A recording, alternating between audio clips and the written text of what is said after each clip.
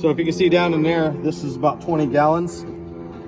So this was just that small little section on the front of this house. This thing is over halfway full.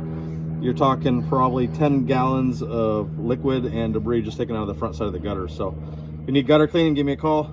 This thing does work, as you can see in the barrel there. It takes out everything, even the long pine needles. So, all right, thank you. All right, guys, I showed you the barrel full. I just wanted to, anybody that was asking about these long pine needles, if the SkyVac can pick them up. Let's take a look down here. Let's look at what this thing picked up. So these are long pine needles, sucked it right up. All this goop sucks it up, no problem. All right.